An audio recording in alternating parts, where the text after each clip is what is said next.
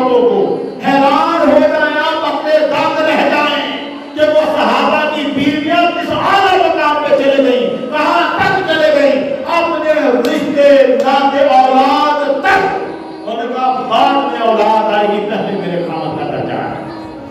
یہ کتاب میرے پاس بخاری شریف حدیث کی سب سے معتبر کتاب، قرآن کے بعد سب سے معتبر کتاب یہ ہے۔ اس کتاب کے اندر یہ حدیث نمبر 5470 نمبر حدیث، اس میں ایسا واقعہ لکھا ہے آپ سنیں گے۔ میں عرض کروں بہت عرصہ پہلے جب یہ واقعہ پڑھا تھا تو ایک دفعہ اگر حیران رہ گئی ایسا ہو سکتا تھا۔ جب آپ بھی سنیں گے تو ایک دفعہ دانگ رہ جائیں گے، ہو سکتا ہے آپ نے سنا بھی ہو پہلے سے، مگر محض سننا اور پھر یہ سننا کہ یہ حدیث ہے جو بخاری شریف میں لکھی ہے، حضور سید عالم کے ساتھ جڑی ہوئی چیز ہے، پھر آپ کو آپ کی حیرانی کا عالم اور ہو گئے۔ واقعہ کیا ہے؟ حضرت انس رضی اللہ تعالیٰ عنہ یہ وہ صحابی ہیں جنہوں نے 10 سال تک حضور کی خدمت کی ہے۔ یہی وہ صحابی ہیں جو کہتے ہیں کہ میں نے حضور کے ہاتھوں سے زیادہ نرم کوئی ریشم کا کپڑا بھی نہیں دیکھا۔ یہ کوئی ہے جو کہتے ہیں کہ میں نے حضور کے پسینے سے زیادہ خوشبودار کوئی عنبر کوئی مشک نہیں سونگھی۔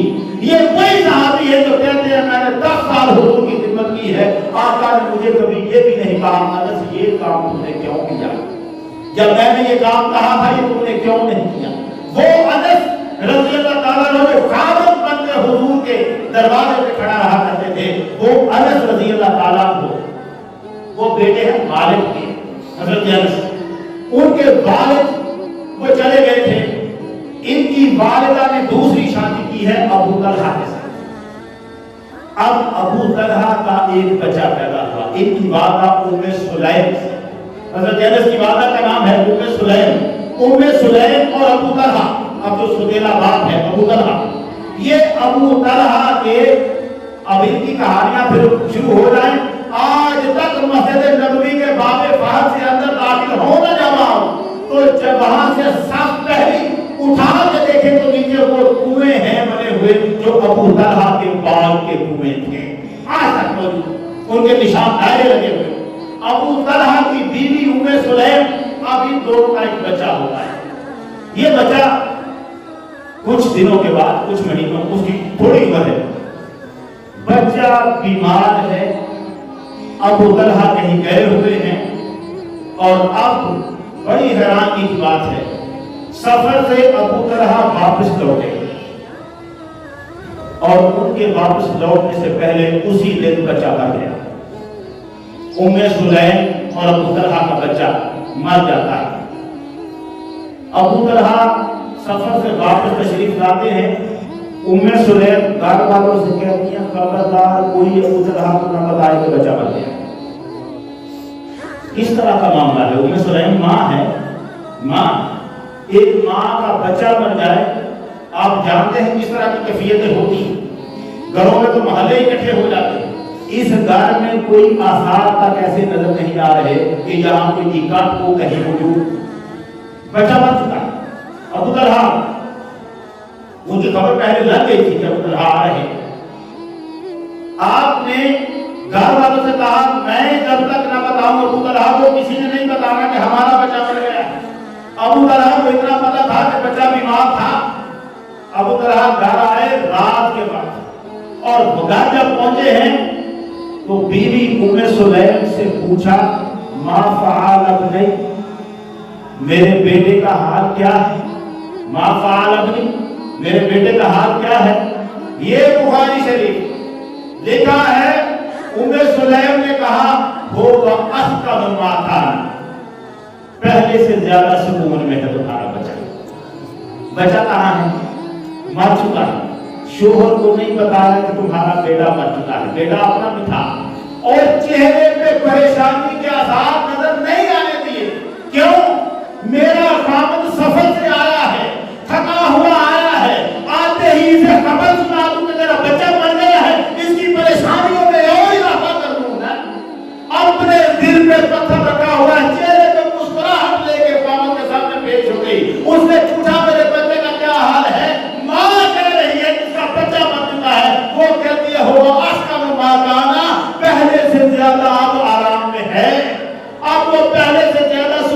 کی حالت میں ہے. مانا کیا تھا؟ مر کر پریشانی ختم ہوتی ہے، مانا وہ دے رہی ہیں. اور ابو طلحہ کو سمجھ آیا کہ شاید تکلیف دور ہو گئی. بچہ کہاں ہے اس کی طرف نہیں گئے. رات کا وقت ہے، رات کا وقت گزر چکا تھا. ام سلیم کھانا لے کے آئی ہیں. ابو طلحہ نے کھانا کھایا. کھانا کھانے کے بعد ابو طلحہ بستر پہ لیٹ گئے، بیوی کو طلب کیا. اب بیوی نے ذرا سا خیال ظاہر نہیں ہونے دیا کہ میرے دل پر اس وقت کیا صدموں کے پہاڑ ٹوٹے ہوتے ہیں. بچہ مرا ہوا ہے، گھر میں پڑا ہے، گھر میں میت پڑی ہے. خامد اپنی بیوی کو بلاتا ہے. اللہ کی قسم کی یقین ہی نہیں آتا تھا. کافی عرصہ پہلے میں نے سوچا پڑا، میں نے کہا یہ کیسے ہو سکتا ہے؟ ایک ماں کا بچہ مر گیا ہو اور وہ مسکرا کے اپنے خامد سے مل رہی ہو، اسے کھانا بھی دے اور اس کے بعد اس کا خامد اسے اپنی بیوی سے صحبت بھی کرے. میاں بیوی کا تعلقات جب تعلقات سے فارغ ہو گئے تو اب بیوی بیٹھی ہے ام سلیم. آدھی رات سے زیادہ وقت گزر چکا. اب ام سلیم کہتی ہے خامد ابو طلحہ سے، یہ بتاؤ اگر کسی نے کسی کو کوئی امانت رکھنے کے لیے دی ہو اور وہ واپس مطالبہ کرے آگے تو جن کے پاس رکھی ہوئی ہے انہیں دینی چاہیے واپس کے نہیں دینی چاہیے؟ ابو طلحہ نے کہا واپس دینی چاہیے.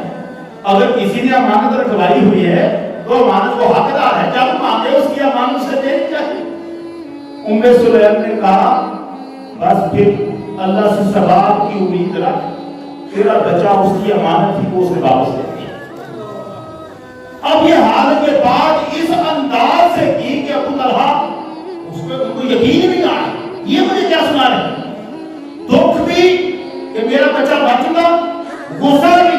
اب یہ کیفیت آپ اندازہ کریں کہ بچہ مرا ہوا ہے، کیا کیفیت ہو. دکھ اور غصے پہ اٹھے اور کہنے لگے اب بتا رہی ہے مجھے جب میں تیرے ساتھ سو بھی چکا ہوں، اب مجھے بتا رہی ہے کہ میرا بچہ مر چکا ہے. ام سلیم نے کہا تمہاری پریشانی کے ڈر سے میں نے تمہیں نہیں بتایا. سفر سے آئے، بچہ مرا ہوا ہے، اس کی پرواہ نہیں، خامد کی پریشانی کی پرواہ. خامد پریشان نہ ہو، اس کا کیا مطلب تھا؟ ام سلیم کے نزدیک بچے کی محبت جو بھی ٹھیک تھی، مگر خامد کی عزت اور پریشانی کا مقام، اس کے سکون کا مقام بیوی کے نزدیک زیادہ تھا. اسے پریشانی نہیں ہونی چاہیے. اب کہتی ہیں ایسا کر، اب اس کے جنازے اور دفنانے کا انتظام. ابو طلحہ صبح سید عالم صلی اللہ علیہ وسلم کے پاس فجر کی نماز پڑھی. رات سونا کس نے تھا میرا؟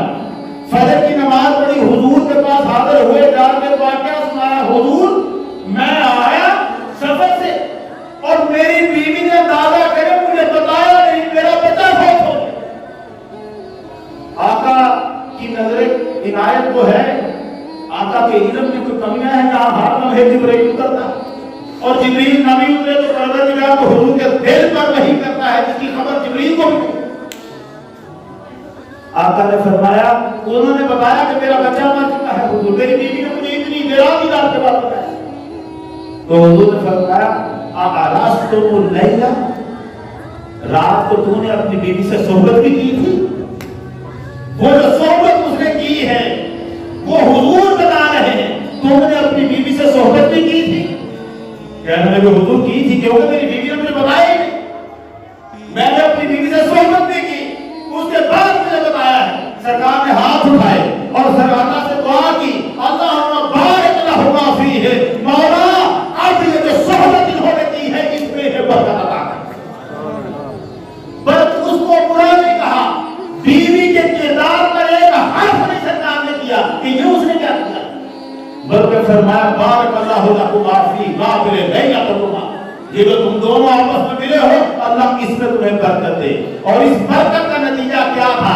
ادھر دعا ہوئی، وہی صحبت حمل پھیل گیا اور اگلے ہی سال بچہ پیدا ہوا.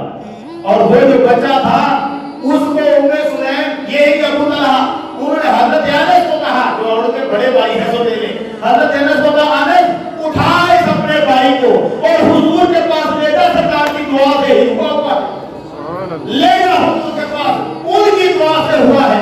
ابو طلحہ کے بیٹے اس چھوٹے بچے کو को उठाया हजरत अनस ने, माँ ने चंद खजूरें साथ दी, खुद नहीं आए। हजरत अनस बच्चे को लेकर हुजूर के पास आए, सरकार ने बच्चे को देखा, फरमाया कुछ साथ और भी चीज भी भेजी है। हजरत अनस ने कहा हुजूर माँ ने खजूरें भी दी हैं। एक खजूर पकड़ी, अपने हाथ से उसे चिबाया मुंह मुबारक में, और वो इस बच्चे के मुंह में लगा के बच्चे का नाम अब्दुल्ला रखा, उसे दुआएं के। ये जो अब्दुल्ला है ना, बड़ा हुआ, 9 बच्चे हुए इसके, और 9 के 9 कुरान के कारी हुए, 9 बच्चे हुए। लेकिन मामला ये है कि ये हुए क्या, बीवी क्या कर रही है, उसके किरदार को किसने बता दिया था, कैसे उसके ذہن में आया कि मरे हुए बच्चे पर मातम रोना नहीं। मातम तो चलो खैर मना है ना, लेकिन आंसू तो आते हैं। खामन के सामने उसने अपने चेहरे में आंसू भी नहीं आने दिए, सिर्फ इसलिए कि सफर से आया है, थका हुआ आया है, ये परेशान ना हो। ख्याल रखना। अब हमारी औरतों को ये बताने की जो जरूरत है कि क्या तरीका है हमारे अखलाक की औरतों का, हमारे बुजुर्गों की औरतों का, खामद और बीवी का आपस में रिश्ता क्या है, ताल्लुक क्या है।